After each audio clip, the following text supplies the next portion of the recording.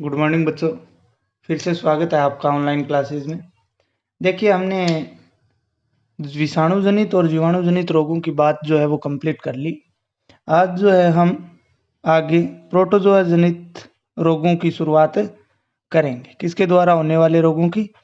Protozoa द्वारा, protozoa जनित रोग,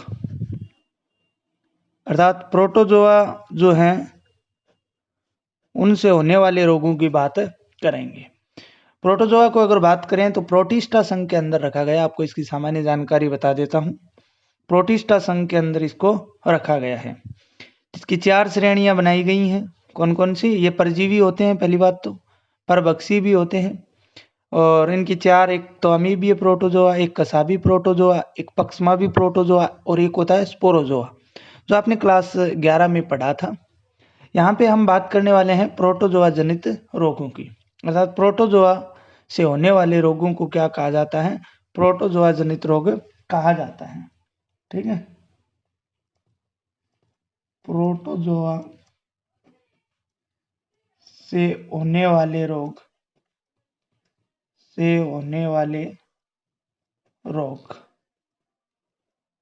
प्रोटोजोआ जनित रोग कहलाते हैं। प्रोटोजोआ जनित रोग कहलाते हैं।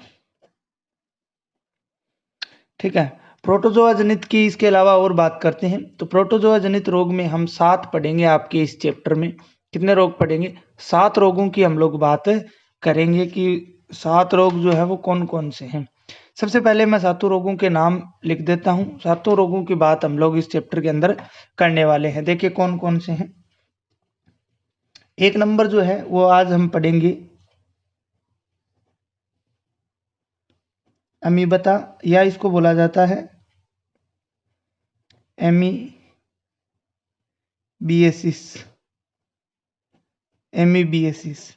2 नंबर रोग जो है वो है परवाहिका या अतिसार, जो हम जीवाणु के अंदर भी पढ़ के आए हैं। साइजोला जो समूह था उसके अंदर भी पढ़ के आए हैं, जबकि ये प्रोटोजोआ द्वारा भी होता है। 3 नंबर रोग की जो हम बात करेंगे वो है आपके ट्रिपेनोसोमियासिस। कौन सा है? ट्रिपेनो। मैं ये भी बताऊंगा आपको कि कौन कौन से इनसे महत्वपूर्ण है और कौन कौन से आने की संभावना जो है वो रहती है। 4 नंबर जो है वो है मलेरिया, ये इंपॉर्टेंट है मलेरिया। और 1 नंबर पे जो मैंने लिखा है ना एमीमियासिस, ये भी इंपॉर्टेंट है। 5 नंबर की अगर हम लोग बात करें तो 5 नंबर है लिस्मेनियासिस। कौन सा है? लिस्मेनियासिस 5 नंबर पे है लिस्मेनियासिस। और 6 नंबर की अगर बात करें तो 6 नंबर पे है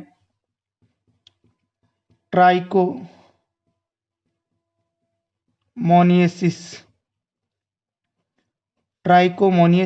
और लास्ट 7 नंबर आपके स्लेब्स में दिया हुआ है टॉक्सीप्लाज्मोसिस। टॉक्सीप्लाज्मोसिस।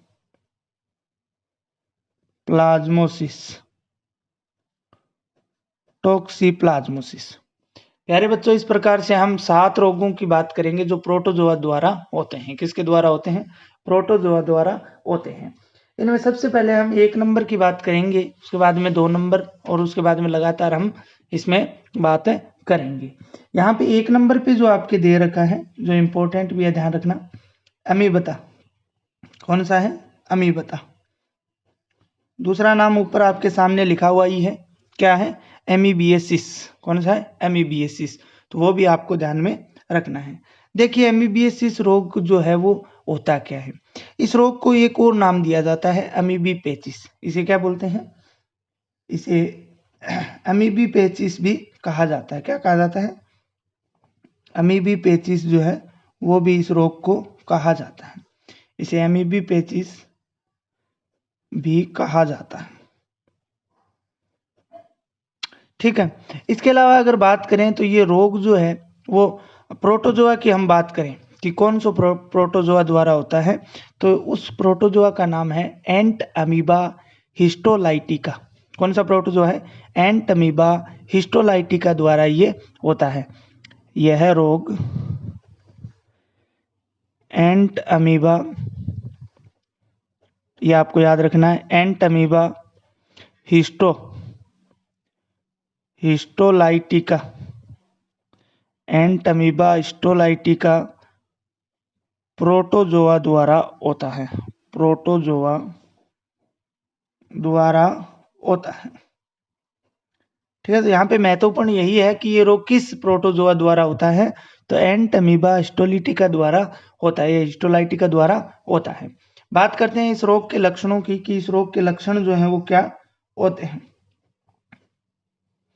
देखिए, लक्षणों की बात करते हैं तो प्यारे बच्चों, इस रोग में जो जंतु की ट्रोफोजाइट अवस्था है, भाई जो एंटमीबा हिस्टोलाइटिका है, एंटमीबा हिस्टोलाइटिका जो होती है, इसकी एक ट्रोफोजाइट अवस्था होती है जो आंतर की भित्ति में प्रवेश करके जो उत्तक हैं अपघटक एंजाइम का स्राव करती है। उत्तक अपघटक एंजाइम का क्या करती है, स्राव करती है, जो कोशिकाओं का अपघटन कर देता है, जो कोशिकाओं का क्या कर देता है, अपघटन कर देता है, और उन स्थानों पर छोटे छालों के समान क्या बन जाते हैं, उभार बन जाते हैं, जिनमें श्लेष्मा भरा होता है। और ये श्लेष्मा अंतर में फटकर श्लेष्मा स्राव करते हैं, जो मल के साथ क्या आता है, बाहर आता है। तो श्लेष्मा जो है अंतर, यहाँ पे सीधा सा आप लिख सकते हो, अंतर से श्लेष्मा जो बनता है वो क्या है, मल के साथ बाहर आता है। इसके अलावा बुखार तो नहीं आता, लेकिन दिन भर पेट में मरोड़े लगकर क्या लगते हैं, इसमें दस्त लगते हैं। तो 1 नंबर पे आप लग सकते हो कि श्लेष्मा का मल के साथ बाहर आना, श्लेष्मा का मल के साथ बाहर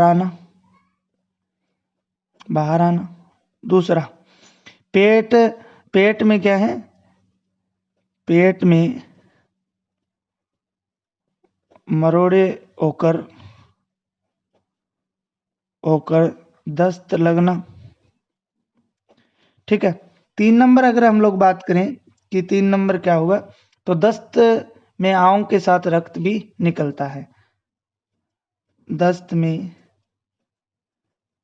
रक्त का भी निकलना, किसका निकलना, रक्त का भी निकलना, दस्त के साथ किसका निकलना, रक्त का भी निकलना। इसके अलावा 4 नंबर अगर हम बात करें तो रोगी जो है, रोगी क्या हो जाता है, रोगी बहुत कमजोर हो जाता है, रोगी क्या हो जाता है, बहुत कमजोर हो जाता है, रोगी क्या हो जाता है, बहुत कमजोर हो जाता है, रोगी क्या हो जाता है, बहुत कमजोर हो जाता है। इस प्रकार आपको 4 लक्षण जो है वो इसके याद रखने हैं।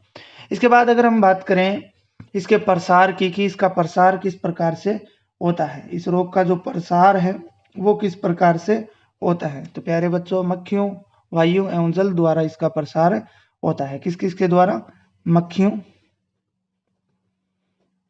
द्वारा, इसके अलावा हवा या वायु द्वारा, और जल द्वारा इसका क्या है, प्रसार जो है वो होता है। ठीक है, मक्खियों, वायु एवं जल द्वारा इसका क्या होता है, प्रसार जो है वो होता है। अगर हम बचाव की बात करें कि किस प्रकार से हम इस रोग का बचाव जो है वो कर सकते हैं, तो देखिए, बचाव की अगर बात करते हैं तो बचाव के लिए पानी उबाल कर पीने के काम में लेना चाहिए। पहला बचाव, पानी जो है, पानी हमेशा उबाल कर पीना चाहिए, पानी हमेशा उबाल कर पीना चाहिए। दूसरा अगर हम बात करें, क्योंकि जल द्वारा इसका प्रसार होता है तो पानी को हमें क्या है, उबाल कर पीना चाहिए। खुली सामग्री का प्रयोग नहीं करना चाहिए, खुली सामग्री का प्रयोग नहीं करना चाहिए। क्यों नहीं करना चाहिए, क्योंकि मक्खियां इनके ऊपर बैठ जाती हैं, जिससे इसका प्रसारण जो है वो हो सकता है। इसके अलावा घरेलू मक्खी इस रोग के आंतरिक भाग का कार्य करती है, उससे भी हमें क्या है, बचना चाहिए।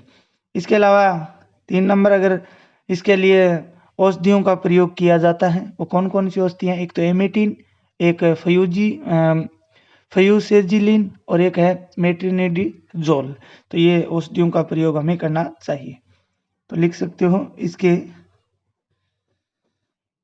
इसके इलाज के लिए निम्न औषधियों का प्रयोग करना चाहिए, करना निम्न औषधियों का प्रयोग करना चाहिए। कौन कौन सी हैं? एक तो दे रखी है आपके एमेटिन, दूसरी जो है वो है फ्यूसेजिलिन, दूसरी कौन सी है? फ्यूसेजिलिन ETC। इन दवाइयों का क्या है? उपयोग करना चाहिए।